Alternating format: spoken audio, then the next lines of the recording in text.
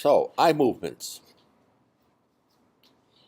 So far, Disney hasn't sued me about this this picture. But I hear they're pretty defensive about people copying their stuff.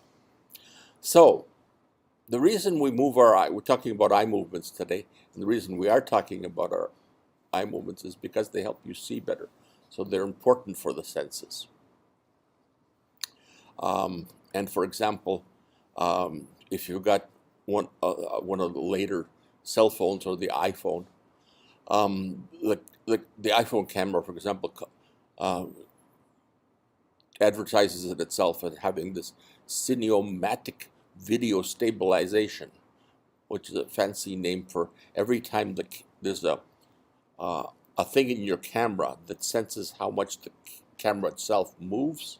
So it's a gyroscope, and if you move it up or down, left or right, or forward or backwards, and the rotations too.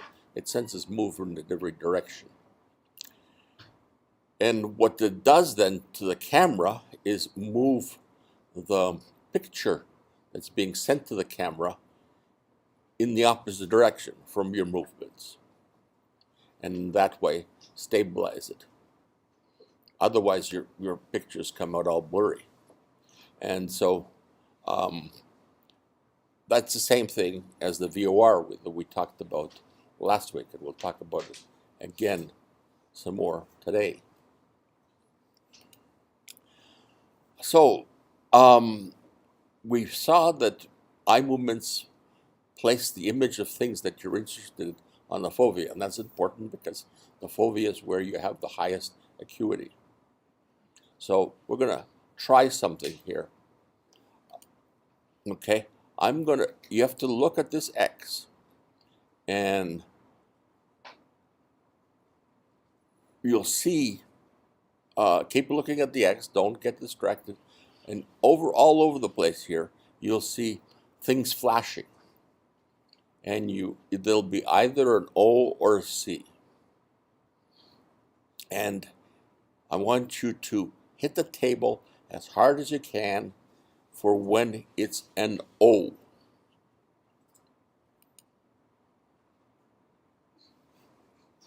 How come it's so quiet? You sure that's an O? Oh, I had my mouse there. Okay, so you noticed, we'll try it again. Let's try a C.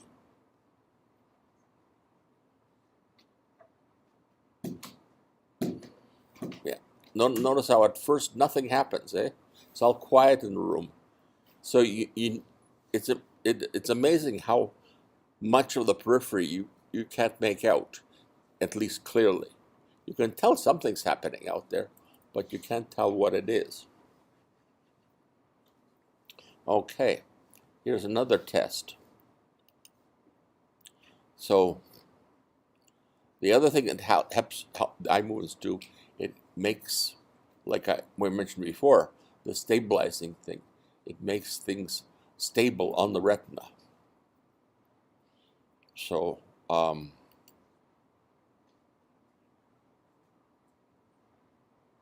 hard to read while it's moving, eh?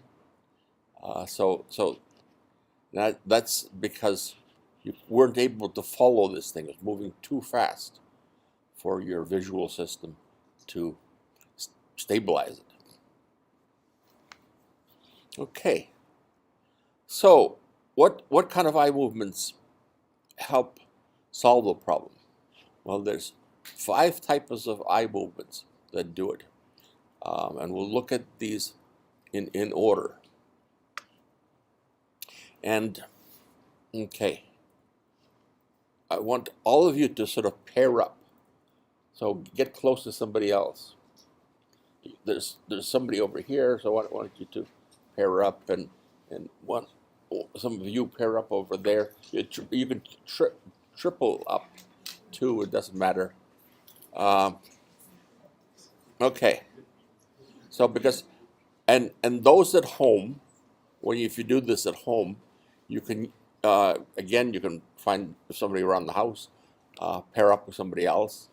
If there's no one at home, try a mirror. Just look at a mirror at yourself and as a subject, okay? So you can hold a mirror in one hand and you'll use your finger. It's important with your other hand, okay?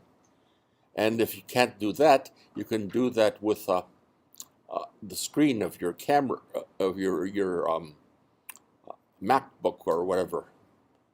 And but I wouldn't advise you doing it with your iPhone, because you need 3 pairs of hands to do this.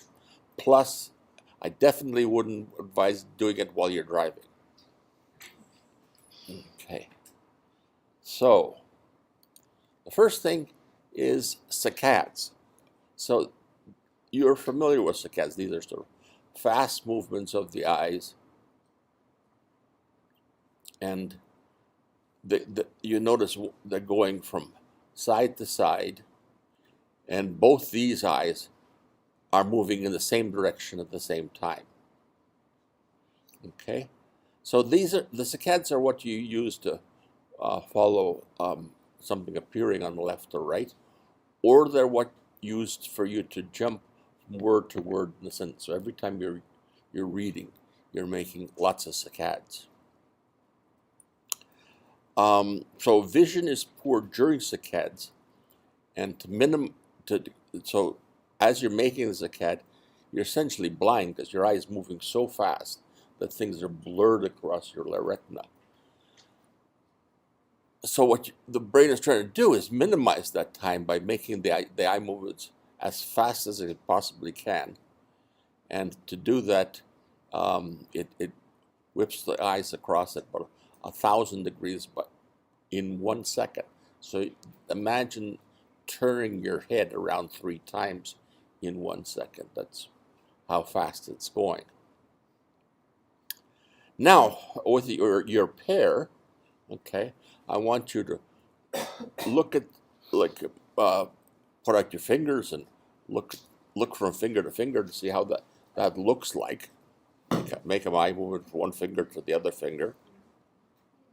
Okay, and then ask the person, once you've done one of each, just with your fingers, try doing it as slow as you possibly can between the same 2 fingers. Try making a very slow saccade.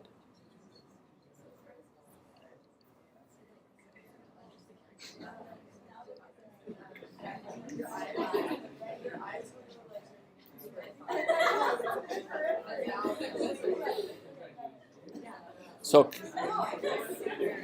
can anyone make a slow saccade? Anyone here make a slow saccade? I want to see it if you can.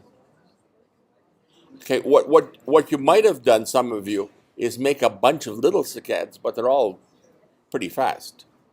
So you'll find that you can make a slow arm movement to your mouse or whatever you want. You can control the speed as fast, as slow as you want, but you can't control the speed of the saccades. It's the one movement the body makes that you can't control the speed of. So the next movement is the Vergence movement. Now, to look at that, you put your one finger up really close, almost to the nose of the person, and the other finger farther away. And try moving from the close finger to the far finger and back again. And look at the eyeball. And if you do that, try looking for 2 things, okay? This will be on the exam, so I would practice with a real person, because you'll get it stuck in your brain. You'll notice 2 things about these saccades. The first is that they're slower. Not these saccades, these Vergence movements. These Vergence movements are much slower than the saccades, because you could actually see the eyes going in and out, in and out. During the saccade, there was in one position, the next moment was at the other. You didn't see anything happen during the movement itself. The other thing you'll notice is that they're, unlike saccades, which are both eyes moved in the same direction, these are moving in opposite directions.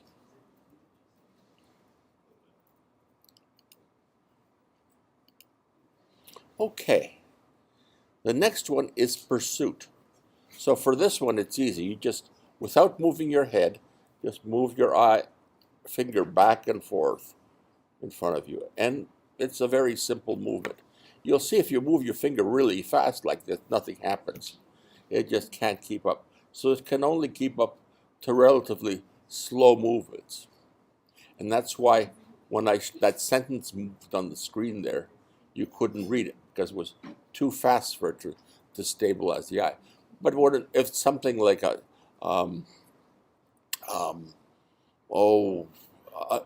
baseball moving across, or a football being thrown, or soccer, those kind of speeds you can follow pretty well. Maybe some of those fast shots in tennis are hard to follow, but the rest of the things are pretty easy. Okay, so now to make it hard, okay, this was easy. Now do the same thing without the moving finger. Without just no moving finger. Try moving your eyes slowly back and forth across the room. And what do you see?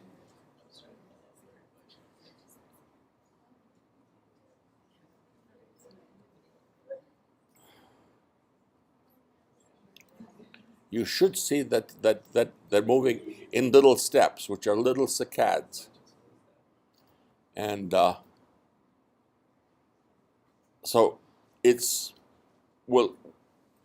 almost impossible to move without something moving.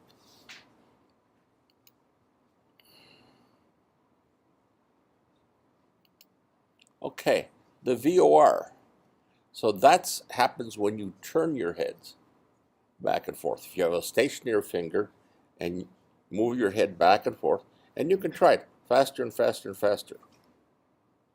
And you'll find, surprisingly, that you can keep your finger in very clearly you see it clearly all the time, no matter what you do with your head.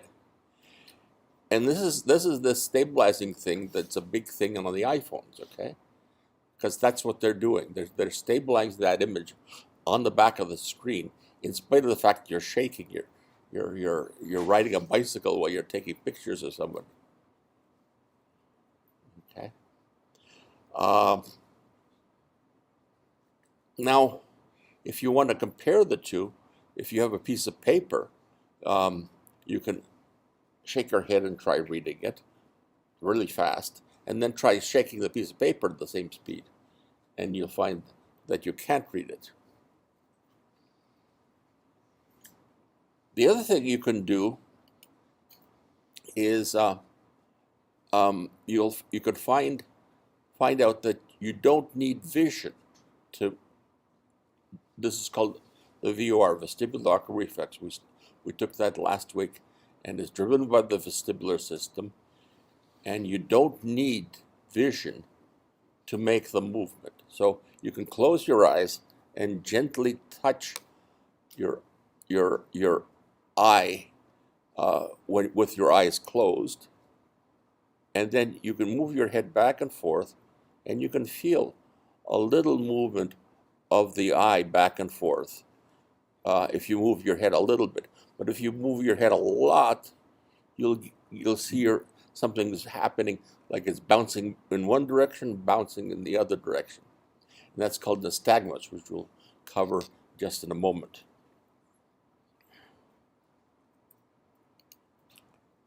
And finally, there's the OKR, which we took also, and that's driven by the visual system, and it helps the VOR work. So the VOR is good for the start of your rotation. The optokinetic system is good for a continuous rotation. So what moves the eyes? Okay, well, the surprising thing is that you've got 6 eye muscles here, 2 in the orange, 2 in the brown, and 2 in the gray. And they are all tonically acting, so they're like springs pulling the eye back into its sockets. And to be able to turn the eye in one direction, one of them has to start contracting and the other one has to start relaxing. And you would need 3 because your head can turn in 3 possible directions. You can turn left, right, up, down, and you can turn on its socket as well. Your head can tilt to the left ear and the right ear.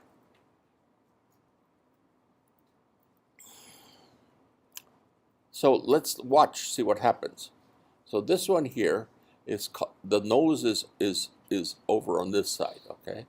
So this one here is called the lateral rectus because it's on the lateral side of the head and moves the eye away from the nose.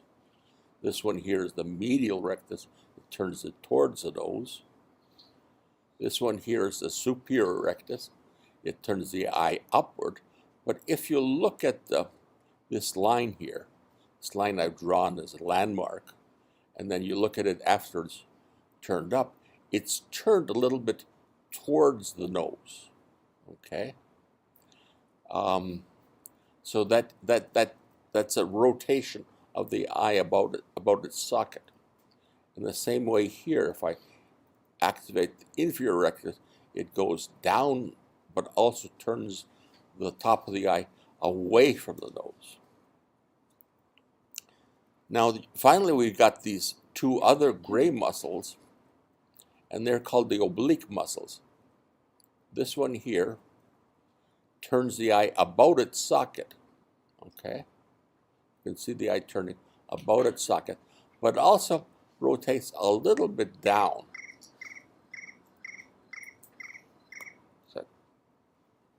So one of my grandkids is trying to talk to me. So I'll just ignore that.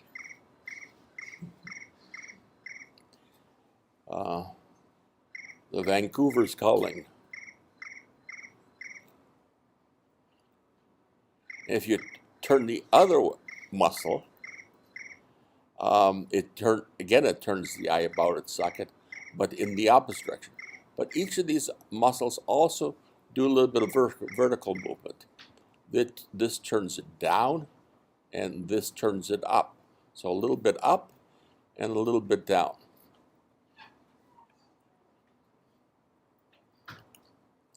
So we'll look at these movements once again to see what drives them. So we saw the VOR has this nice direct pathway that we studied last week, and that looks simple enough.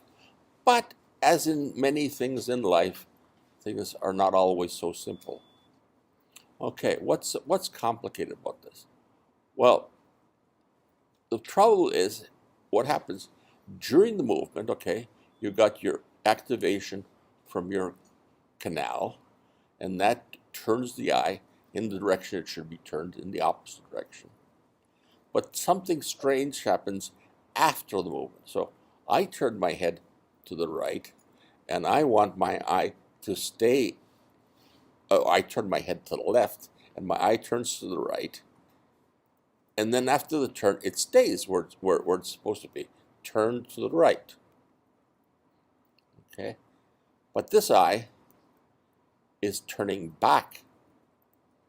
See, turning back to its central position in the head, because there's no more signal coming from there's no more phasic signal coming from the canal. The canal has stopped turning. It's no longer increased its firing, and the signal comes back to its stationary state, and the eye turns back to where it was. So you need something else, okay?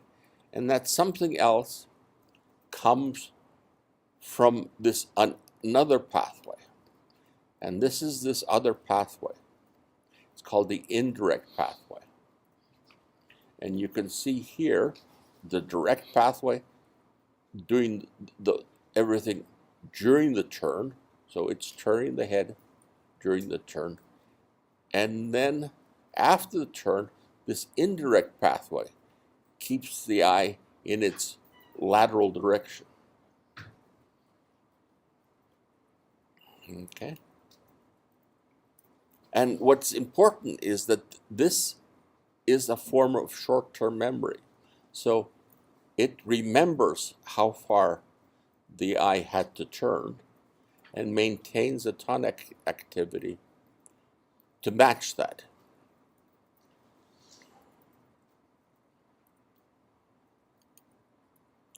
If you look very carefully at it, okay, you can see the colors are changing.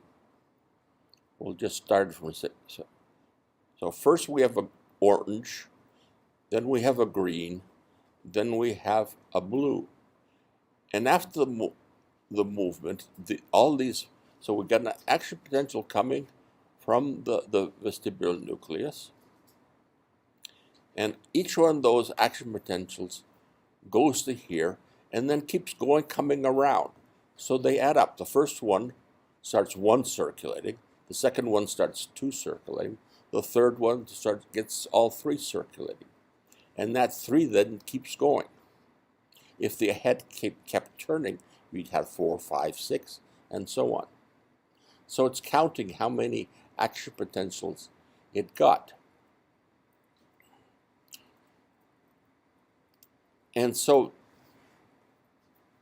it's doing calculus, by the way. So it's changing a velocity signal, which is how fast the head is turning, into a position signal. That's called calculus. In a way, it's just counting action potentials and remembering how many there were, and then keeping that amount for a short period of time. And so that's a form of short-term memory. But it's also calculus. So your brain does calculus. So in summary then, you've got two pathways. One is this phasic pathway, this direct pathway, which only occurs during the turn itself, okay?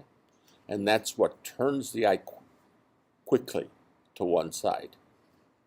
And then you've got this blue signal, which builds up slowly. It's counting those action potentials. And then when they stop, it maintains that level of action potentials. So it's called a tonic pathway, and it's your indirect pathway. And in this case, I've just drawn, 1 neuron or 2 neurons that are firing, okay? You can imagine there's thousands of them happening at the same time, okay? So there's lots of counts going on, and the muscles are getting the net number coming from all of them. And it isn't 1, 2, or 3 action potentials, but you could have hundreds of action potentials being summed up.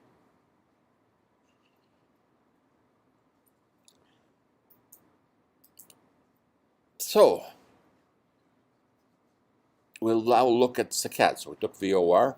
Let's look at saccades again. So we saw that only fovea sees in detail. So the second to top line here, this line here, tries to mimic what you see when you're looking from word to word in the sentence. So you can see that the circle is where your fovea is pointing. And the fovea, whatever the fovea is pointing to, is clear, and the rest is rather hazy. And then the other thing you can see is every time the movement occurs, everything goes blur briefly. So for that, you need those high speeds, and your eye goes at a huge velocity, and you also generate like thousands of action potentials per second to move the eye that quickly. It's the highest rate of activity you find in the nervous system to move these muscles.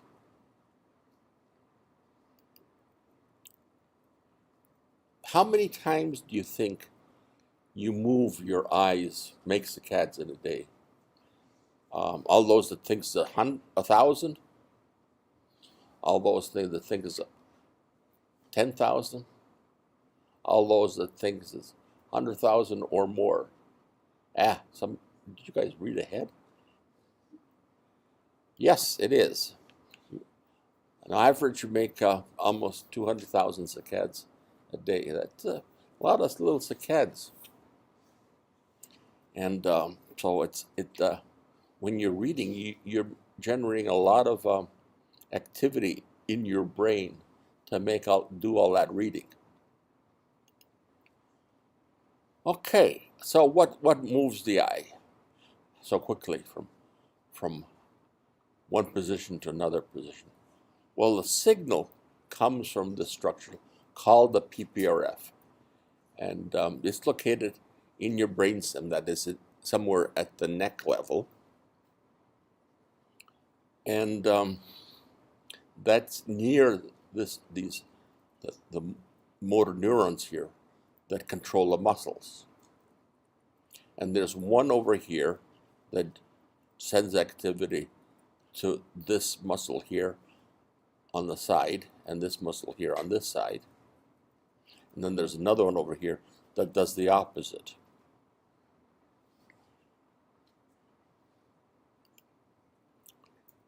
Now, like the VOR, this indirect pathway through the PPH is involved.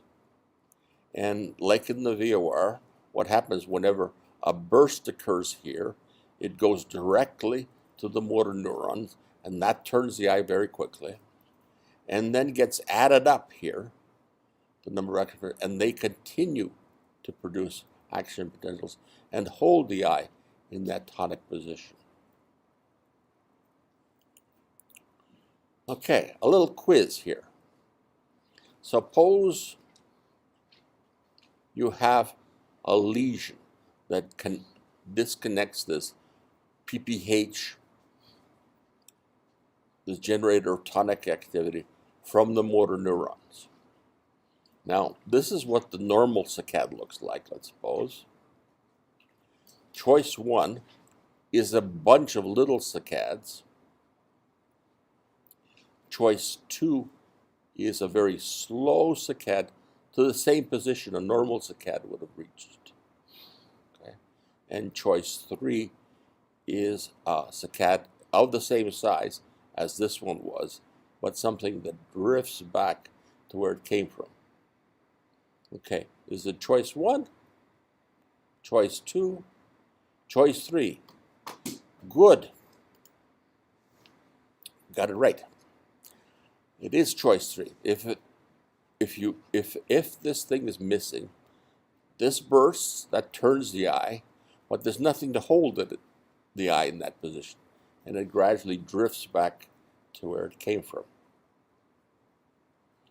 Okay, what happens if you've got a partial lesion here, not a complete lesion, because that would just make it impossible to make any movement, but a partial lesion? Okay, is it 1? Okay, is it 2? Is it 3? The small majority that hit the hands says it's 1. Okay, that's correct. So partial lesion, you make saccades, but they're much smaller. They don't get to where you want it. So then you make another small saccade, and you try. That didn't get you to where you wanted, and then you make another one. You keep trying till you finally get there.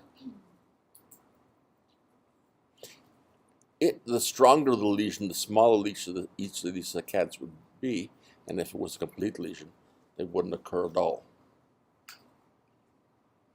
But what would happen when you made the saccade? This is a bonus quiz question.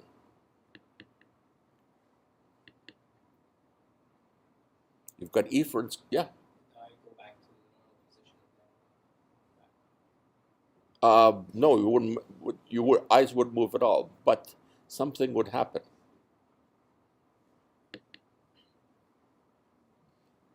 Yes. You just have to turn your head were discharged, you feel like you should be considered. You wouldn't turn your head, but you might see something. Things might seem to move because your crawler discharge says you moved, but you haven't. So things that are stationary might feel. Okay, let's do the next one. If we have a lesion here, what would happen? I guess that's pretty easy now. We eliminate that. We eliminate that because that's what we've chosen before. And I guess it must be that. And yes, so it gets to the position, it still moves, okay? And it still gets the position that this got you to, but it does so very slowly.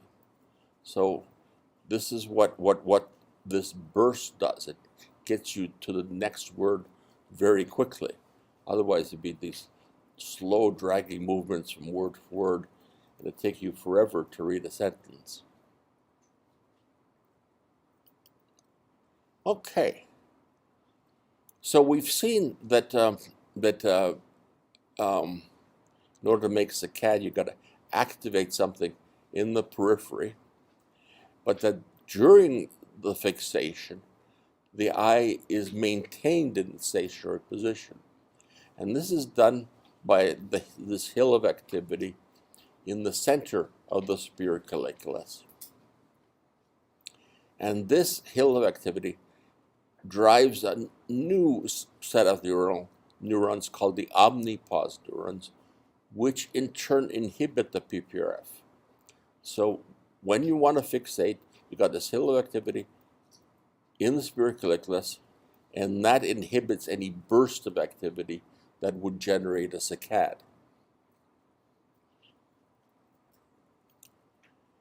Now, when something of interest appears in your periphery, that gets rid of the hill, if it's something potent enough, gets rid of the hill in your fovea, and when that happens, this minus sign changes to a plus sign, and this burst of activity activates the PPRF, and it in turn generates that burst to the motor neurons.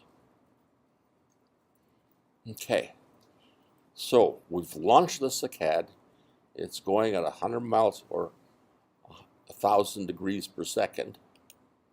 The question is, what stops it? Okay, what ends the burst? So, like a 20-degree saccade, surprisingly, it's fast. It only takes about 50 milliseconds. 50 milliseconds is 1/20th of a second. So you might watch the tick of your clock. It's 1/20th of that time. So it's tiny little time. How does the saccade know when to stop? So the choices are, one, the eye itself, some visual signal from the eye. But you'd have to stop the thing before it even started, or send a signal from the visual system to stop before you saw anything, because it takes something like 50 milliseconds for the visual signal get to the superior colliculus. So that doesn't work. The other possibility is maybe stretch receptors that are located in the muscles. They tell you how much, like any other muscle, this has spindles. But when they took away this afferent activity, saccades stopped exactly where they should be. And that makes sense, but because even this takes too long a time. Surprisingly, the thing that stops the saccade is this signal here. And this signal is your choroidal discharge for eye movements. So this is where your sense of the position of the eye comes from. So whenever this thing here says, okay, move the eye, this thing remembers how far the eye moved. and sends that signal to some other part of the brain, which then stops the eye. What is that place? Okay, what is that place that stops the eye? Well, surprisingly, it's your superior colliculus. So you can see that when a burst of activity occurs, the hill of activity shifts in position. And it shifts in position based on the signal it's getting from the PPH. So this signal is moving the hill over towards the fovea. Okay? And when it hits the fovea, then of course you activate the omnipause neuron, and the PPRF stops activating. It stops this from building up, stops this signal, but at the same time stops all the signals going, this burst signal going to the eye. Okay. So it's a nice feedback signal, works very quickly, you don't need to measure everything, and it sends out these ballistic eye movements of the eye. Now, you saw before that there's the visual signal goes to the lateral genicular nucleus, can go through the lateral genicular nucleus or the superior colliculus, and then down to the PPRF. It also goes this long way around the parietal eye field, the prefrontal cortex, the frontal eye field, and down the superior colliculus to the PPRF. So there's these two routes. This produces longer latency saccades. The previous circuit produces those short latency saccades, the ones that when something appears suddenly in your periphery. These are for more voluntary things that involve working movements. Okay. Now, you hit the eye, you hit the target. These things are very accurate. If you want to look from person to person, you can do that very accurately. So something maintains its accuracy. What happens when something goes wrong with the system? One of the things that go wrong is that one of the muscles can become weaker. So you can see when this muscle became weaker, this eye turns less. So this eye turns a lot, this eye turns little, and one eye sees not the same thing as the other eye sees. So you see double. Instead of seeing, when you move your eyes like that from face to face, you see two faces, before you just saw one. You're strabismic. So one of the common things they do for strabismic patients, and they do this often in young kids that have strabismus, is to, what seems crazy, is to patch the good eye. Okay. When you patch the good eye, the weaker eye is then forced to make bigger saccades. Okay, and gradually it learns to make, send more and more signal to these muscles, and assuming they're not too weak, you start making normal saccades with the weakened eye. Now, then what happens is that you take away the patch, and very quickly, this eye learns to make smaller saccades again. So it's not both eyes become smaller, but just the good eye becomes smaller. And this recalibration is done by the cerebellum, the same thing that recalibrates the VOR. And again, the only time it doesn't work is when either the cerebellum is somehow damaged, or there's too much paralysis in this muscle, and it exceeds the capacity to build up the signal. Okay. We see here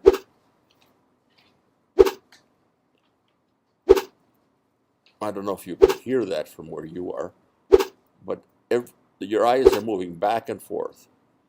But there's one part that's fast and the other part is slow. That's called nystagmus.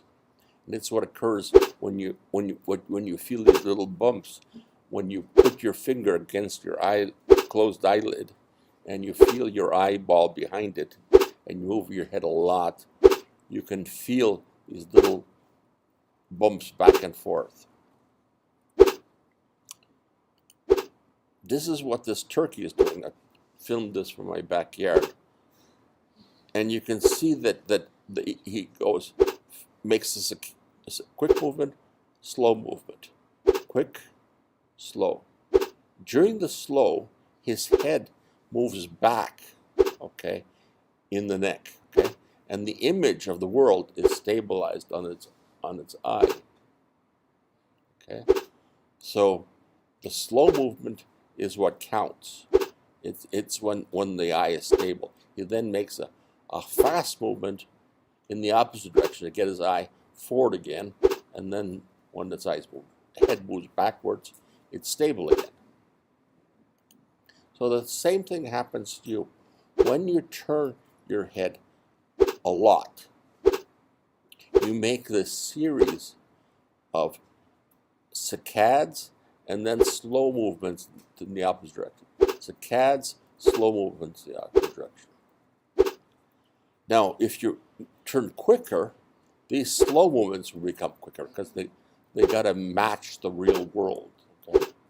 So that your VOR, with the help of your optic nervous system, matches whatever the head is doing. And then when it can't move anymore, your eyes can't move anymore, they flick back. You make this rapid saccade back to some other position. Now you notice here that sometimes the back movement, the saccadic movement, occurs earlier. And that occurs if you want to look in the direction that you're turning. If there's something about to appear in the direction that you're turning, you make more frequent saccades in that direction, and in order to see that, whatever is over there. Now, again, something can go wrong, and you can get nystagmus. So you can see here, the head isn't turning, okay? But you've got nystagmus. So there must be something wrong.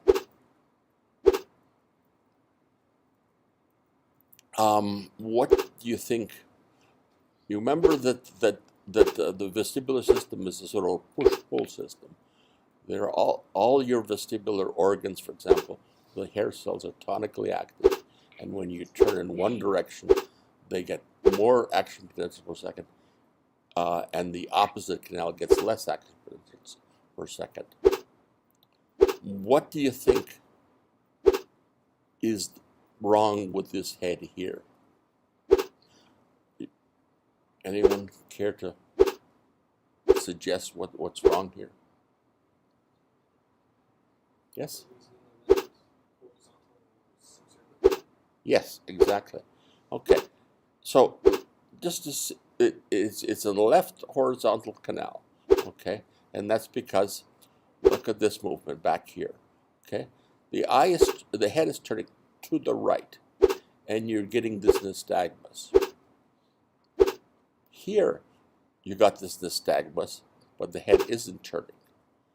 So which canal is firing more? So when you turn your head to the right, it's the right canal that's firing more. Okay? But your lesion, okay? How do you get a canal to turn more? Well, you can't get a canal to turn more, but if you've got a lesion on this side turns less. So now this side is firing more just because this side is firing less. Okay, so the imbalance between the two, this side is firing more than this side because of the lesion.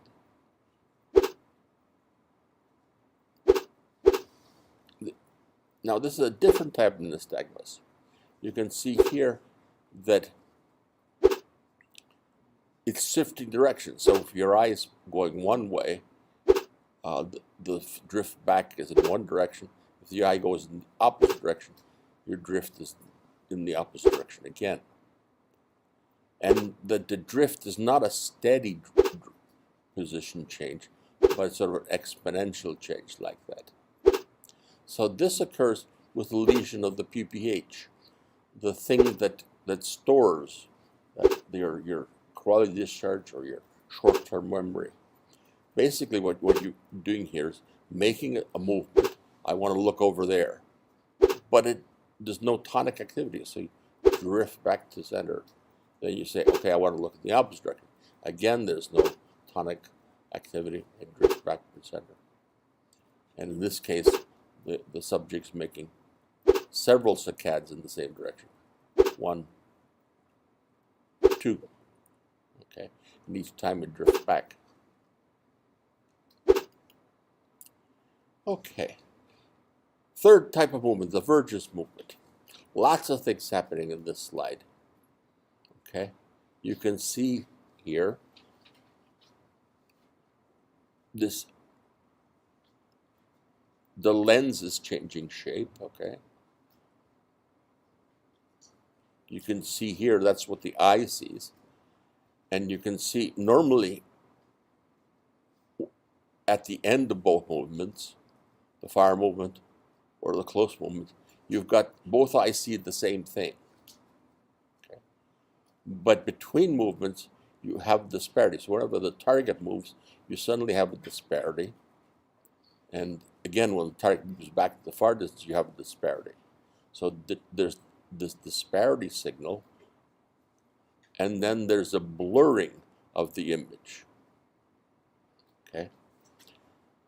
So those two things are what initiates these Vergence movements, and these things cause a change in the lens properties and the Vergence movement to occur. At the same time, during each of these movements, you see something strange happening to the pupil. The pupil decreases in size. And if you remember, when the pupil decreases in size, it gets rid of some of the blur on the back of the retina.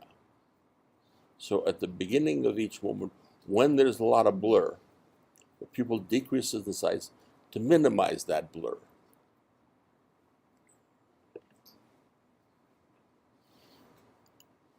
So we saw that either blur or this disparity, something different on the two eyes, one coming from the visual cortex, the other coming from the brainstem, can generate Vergence movements.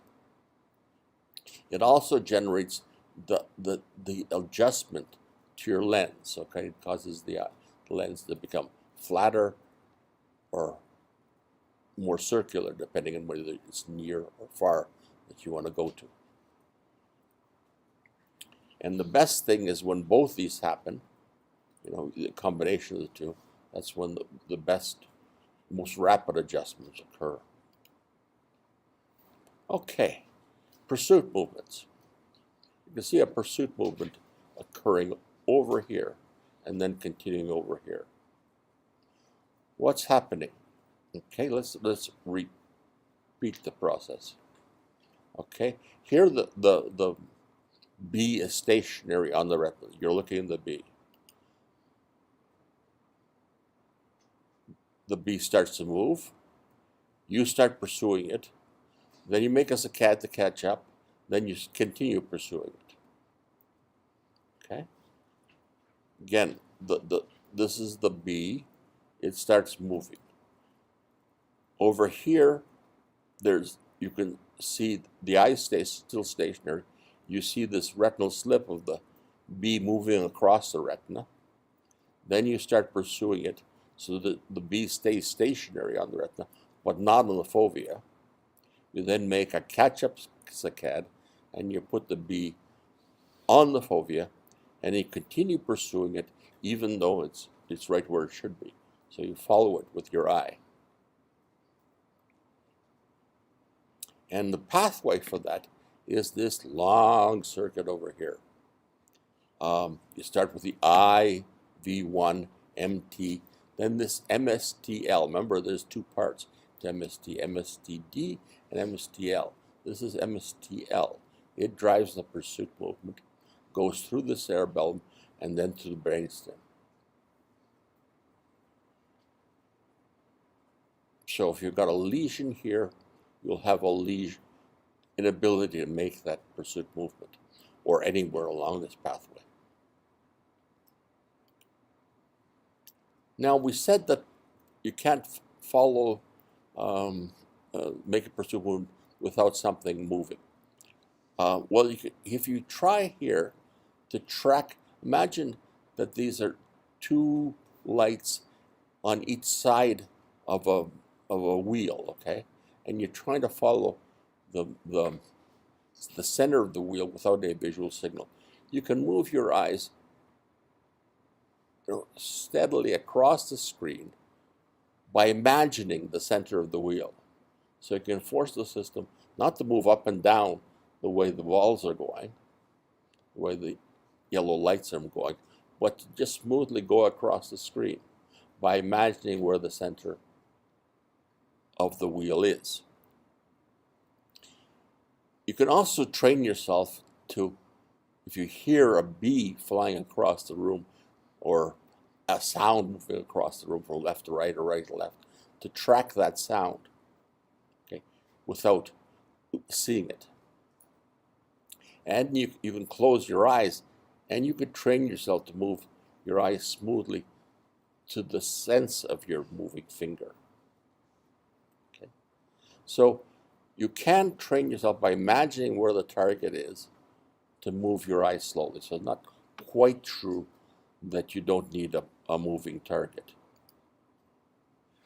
And the final thing I want to talk about is what happens when you fixate. Now this, if you look deep into the eye and you look at what an A looks like on your photoreceptors, okay? You can imagine each of those little circles in orange and in green are your photoreceptors. That's what the back of your eye is doing while you're looking at an A. You can see your eye is moving. It's slipping from side to side, and then little saccades are putting it back to where it's supposed to be, in the middle. These micro saccades. Now, we don't know why, but that you can see clearly in spite of those movements. Moreover, if you manage to stabilize the back of the eye using sort of sensors to see how much the eye is moving and move the A just as much as the eye is moving, so you can stabilize the eye perfectly still on those sensors. If you do that, the A disappears. Your eye can't see without these moving little tiny movements. So it's a mystery of how, first of all, the eye continues seeing in spite of these little movements, and why the image disappears when you eliminate them. Okay, just to review what we've seen today, we've seen 5 types of eye movements. 2 of them, the VOR and the optokinetic system, are old systems. They're the ones that the early species all have, and we still have them. And the purpose of them is to keep the whole outside world still on the back of the eye, but not just the fovea, but the entire retina. And this is because some of these old species don't have a fovea yet. They don't have specialized centers, so they just care about the whole eye. And for that, we've got the optokinetic system and the VOR and the optokinetic system. The VOR, remember, it responds fast because it's a short reflex. It's not good at prolonged reflex. That's okay because we have the optokinetic system to kick in. And the cerebellum calibrates it, as it does saccades as well, and every system that needs recalibration. You have the optokinetic system, and it helps the VOR It's slow to get going, but that's okay because the VOR is fast, and it's elicited by something activating the entire retina. So something that fills the visual stimulus, and that also elicits the sense that you're moving when sometimes you're not. The new systems all involve something to do with the fovea, because in these species, a specialized area has a concentrated high acuity receptors. Saccades move the visual system from one object to another. They're fast, they're very accurate,